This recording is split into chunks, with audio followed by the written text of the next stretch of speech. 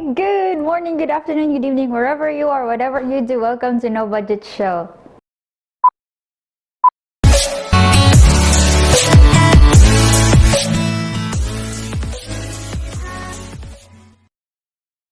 Yes, it's been a while with that intro, and yay! I'm happy to be back for our Luto vlog. I mean, official Luto vlog.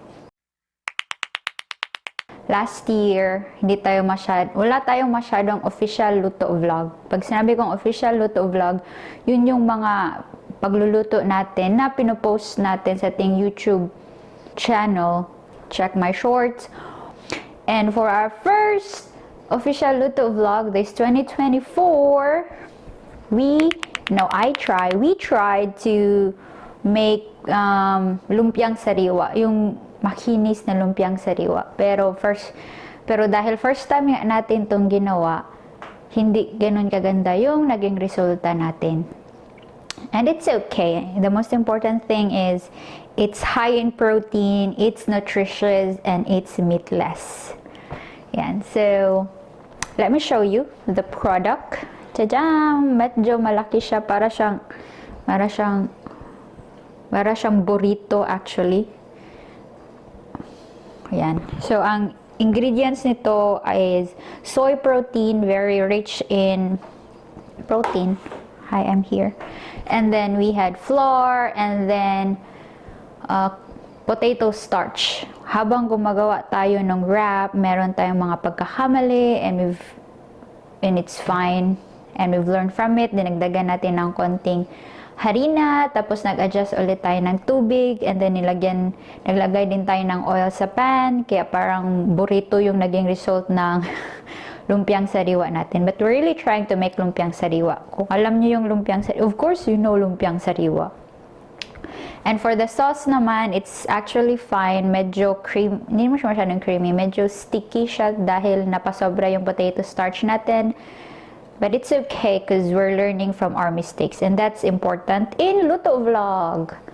And I'd like you to enjoy the process with me as I play the steps, procedures, paano natin siya ginawa.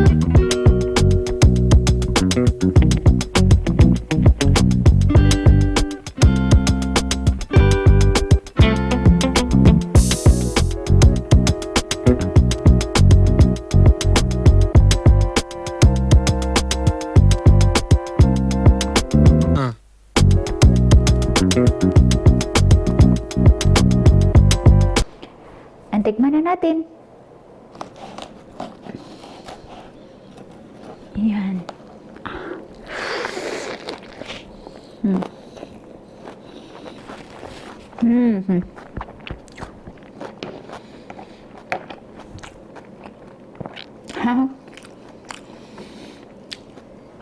Lasang soybean. Lasang soybean mula sa tofu itself. And then, sa soy protein mismo. So, dyan mo na tabi. If you like tofu, if you like soybean, then this recipe is for you. Nice. Try na.